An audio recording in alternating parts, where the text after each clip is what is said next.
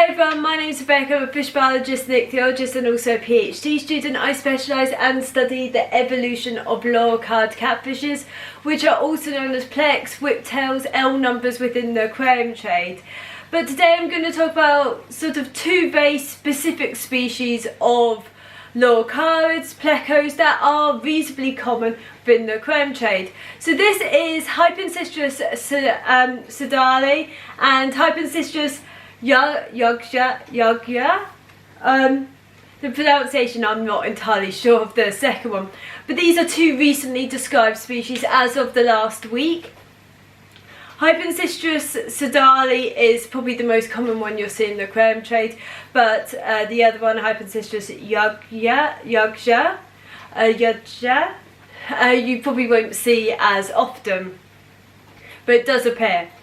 So these two species are reasonably well known. So Hypancistrus seidali includes quite a few different L numbers. It's a very striking fish depending on the L number, and it hasn't been described in so long. It's had the L numbers in a long time. They're very popular to breed. There's many captive bred variants. There's possibly hybrids or crossbreeds now. So this is kind of really important when it comes to the pleco side of the aquarium hobby. So Hypancistrus seidali includes L066, L333, so it's L333. Both are known as the king tigers and they're very similar.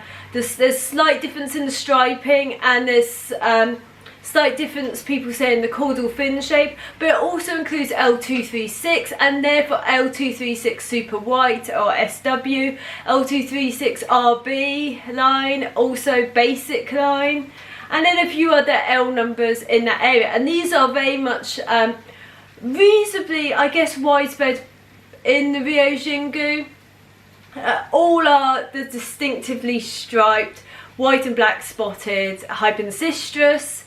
And they come in a wide diversity of different body depths, body shapes, caudal fin shapes, and that striping differs a lot.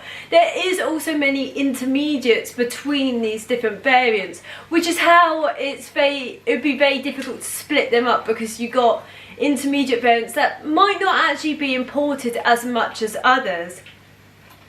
But this caused quite a bit of controversy, particularly because of partially, I guess, the value. So L236 super whites, I don't know how much they're worth anymore, but they used to be in the UK, you could pay £150–200 for one of a reasonable size.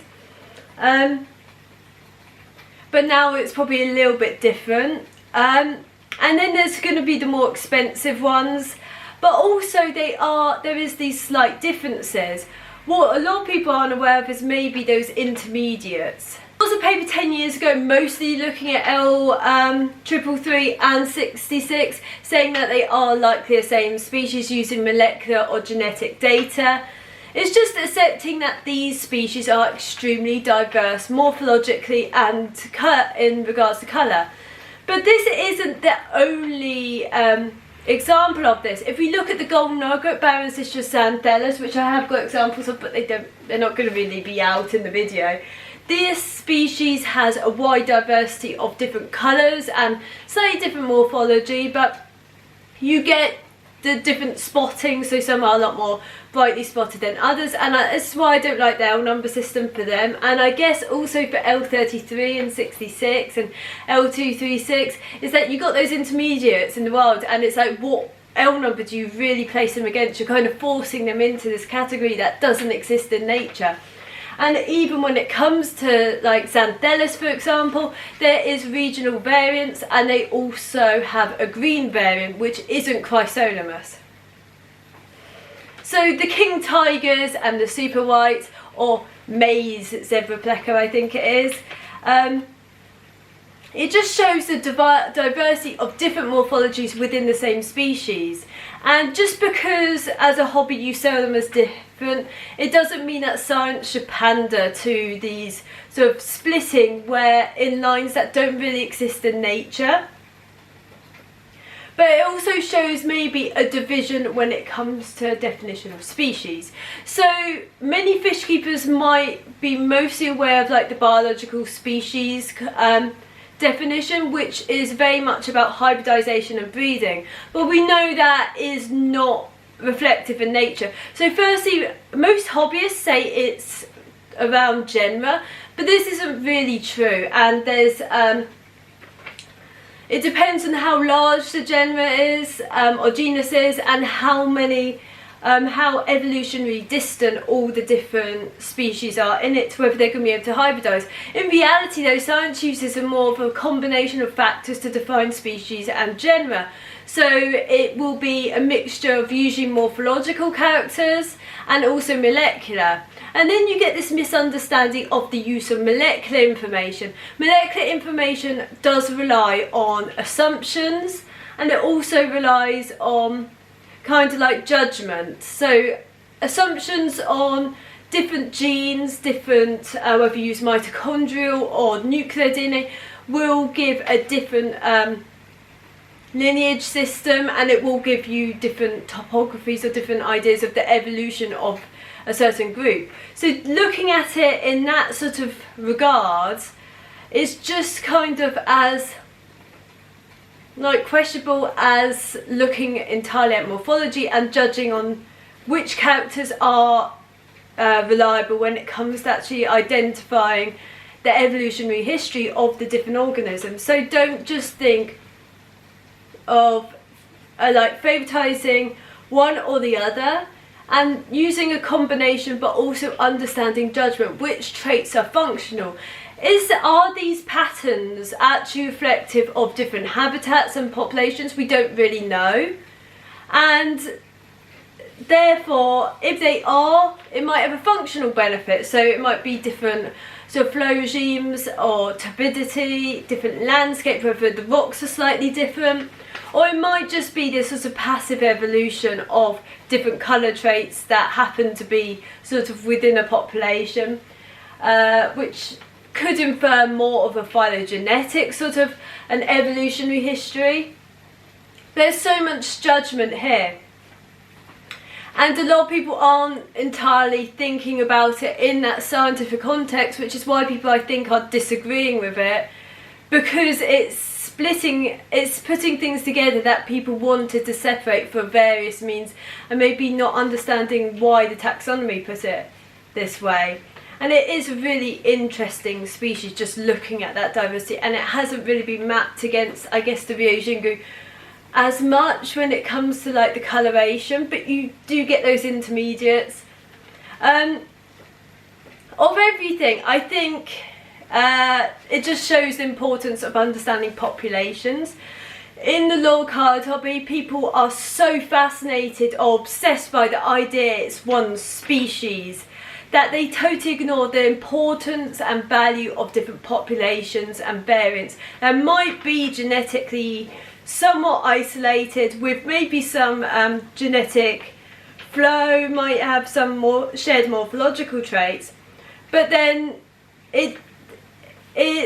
these are as valuable as different species. It's no different when looking at mammals, just because, so like the Scottish wildcat is the same species as other wildcats, it doesn't mean that you shouldn't conserve it because that population is threatened but the rest of them are fine. It doesn't make the Scottish wildcat any less important than any of the other wildcats, or the fact that the domestic cat is so common. But it's understanding the importance of these populations, but also making a judgment on, firstly, are these populations genetically isolated, or so I say evolutionary isolated, and to what extent? Is there some level of mixing? Is there not some level of mixing? It probably is that they are mixing to a reasonable extent, whether it overlaps, but it's really difficult to actually say, and it looks like whatever they are, they're probably recently evolved.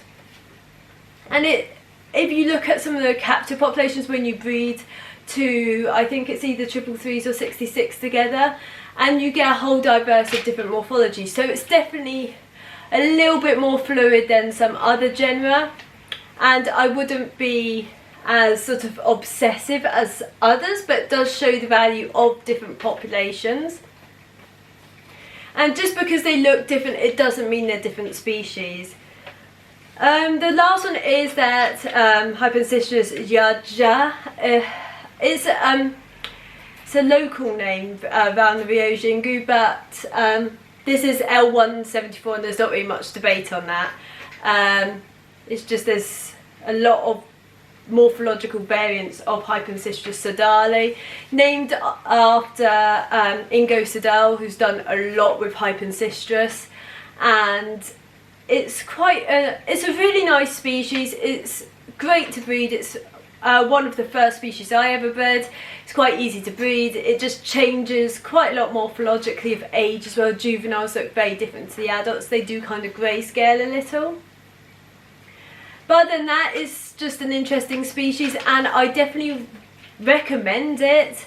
They're quite hardy, but it just goes to show how diverse one species can be, and it doesn't make them different species. And it doesn't devalue certain populations. Just because you have it's now been described as the same species as 66, it doesn't make snow super white any less valuable if you think that value is worth it. If you don't think the value is worth it, then so be it, because I don't really value the captive bred strains of things like that. But anyway, thank you for watching, and if you like my videos, please comment, like and subscribe.